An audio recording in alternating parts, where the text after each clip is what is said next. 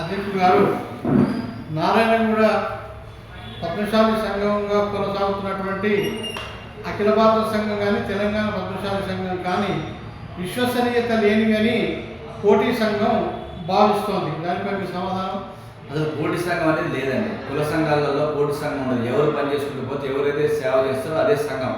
ఇంకోటి ఏంటంటే ఇది కొండలక్ష్మి బాబు గారు పెట్టిన సంఘం. ఇది నారాయణగూడ కేంద్రంగా పనిచేసేది. దీని కింద దాదాపుగా 8 మరి ఏదైతే శ్రీశైలం, అదేవిధంగా తిరుపతి, యాదాద్రి, అదేవిధంగా భద్రాచలం, ఆవుబిలం, బాసర, అయోధ్య ఇలాంటి సత్రాలు ఉన్నాయి. 3 ఏదైతే మన పిల్లలకి పద్మశాలి పిల్లలకి హాస్టల్ ఉన్నాయి. ఇది అసలే కాదు, ఒకటే సంఘం. వేరే సంఘాలు మన లాస్ట్ ఇయర్ పెట్టుకున్నారు. ఆ సంఘాల గురించి మనం పట్టి ఎన్నో పెడుతూనే ఉంటారు, ఎన్నో వచ్చి పోతూనే ఉంటాయి. వాళ్ళు ఏంటంటే వ్యక్తిగతంగా విభజించి పెట్టుకున్న సంఘాలు. ఈ సంఘాలు వృత్తిలో ఉండవు, గతంలో ఎన్నో పెట్టారు, పోయినాయి.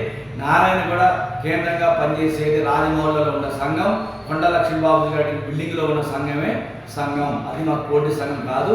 ఇది విశ్వసనీయత లేదంటానికి ప్రభుత్వం కూడా ఎవరు వచ్చినా ఇక్కడికి వస్తారు. గతంలో ముఖ్యమంత్రి గారు వచ్చినా, అంతకుముందు ముఖ్యమంత్రి గారు వచ్చినా, మంత్రులు వచ్చినా, ఎవరు వచ్చినా ఇక్కడికి రావాల్సిందే. ఎందుకంటే ఇదే పద్మశాలి భవన్ అంటే ఒక బ్రాండ్. ఇది దీని కిందనే మన దానికి 2.5 ఎకరాలు గత గవర్నమెంట్ కూడా ప్లేస్ ఇచ్చారంటే మీరు అర్థం చేసుకోండి ఏది మంచి సంఘం, ఏది కరెక్ట్ అయిన సంఘం అనేది మీకు అర్థమవుతుంది. తెలంగాణ సంఘాలు 2గా విడిపోవడానికి గల కారణం?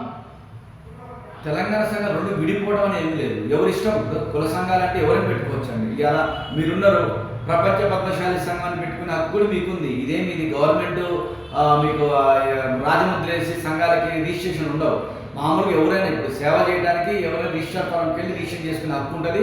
ఏ సంఘాన్ని పెట్టుకోవచ్చు. ఒకే ఊర్లో 100 సంఘాలు పెట్టుకోవచ్చు. ఒకే దేశంలో 1,00,000 సంఘాలు పెట్టుకోవచ్చు. ఒకే ప్రపంచంలో 1 కోటి సంఘాలు పెట్టుకోవచ్చు. తప్పే లేదు. విడిపోవడాలు 2 సంఘాలు కావడానికి అనేది ఏముండదు. మా దగ్గర వాళ్ళకి అఖిల భారత పద్మశాలి సంఘం కింద 16 రాష్ట్రాలు ఉన్నాయి.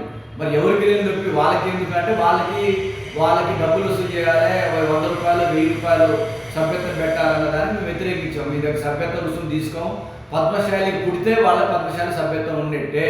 అంతేగాని ఇవాళ ఎలక్షన్ పెట్టుకోవడానికి ఇదేం జనరల్ ఎలక్షన్ పెట్టుకోవడానికి కాదు. ఇలా గ్రామ సంఘాలు మొత్తం గ్రామాన్ని ఎన్నుకోండి, గ్రామ ప్రజలు అక్కడి నుంచి మండలాన్ని ఎన్నుకుంటారు, మండలాన్ని కలిసి జిల్లా ఎన్నుకుంటారు, జిల్లా అందరూ కలిసి రాష్ట్రాన్ని ఎన్నుకుంటారు. అంతేగాని దేశం తెలంగాణ రాష్ట్రం మొత్తం ఎన్నుకోరు. ముఖ్యమంత్రి రేవంత్ రెడ్డి గారిని రాష్ట్ర జనాభా ఎన్నుకోలేదు. అక్కడ కొడంగల్ జనాభా ఎన్నుకున్నారు, ఎమ్మెల్యేలందరూ కలిసి ముఖ్యమంత్రి. మన సిస్టమ్ కూడా అదే సిస్టమ్. ప్రజాస్వామ్యంలో అదే సిస్టమ్ ఉంటుంది.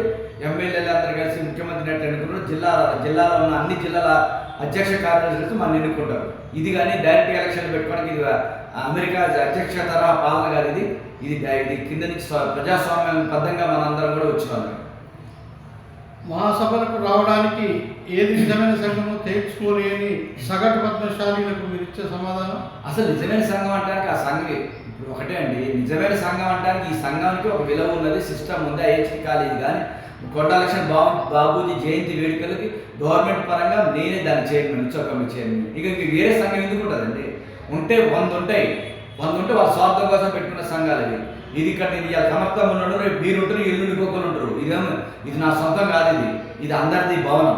ఇది ఎవరి సొంతం కాదు, అది వాళ్ళ సొంతం. అండి వాళ్ళ సొంతం. వాళ్ళు గతంలో ఉన్న ఆయన చనిపోయింది, ఇప్పుడు ఇంకొక ఆయన వచ్చిండు. ఈయన ఎన్ని రోజులు ఉంటాడు అనేది ఆయనకి తెలవాలి. ప్లస్ అది వాళ్ళ ఇంటి పేరు మీద పెట్టుకున్న సంఘం, వాళ్ళ ఇంటి అడ్రస్ పెట్టుకున్న సంఘం. కాబట్టి ఇలాంటి సంఘాలు చాలా వస్తాయి. అవన్నీ మనం పట్టించుకోవడానికి వాళ్ళ సమాధానం చెప్పాల్సిన అవసరం లేదు. సంతోషం అండి. Thank you. ఓకేనా? ఓకే, చాలా మంచి విషయం.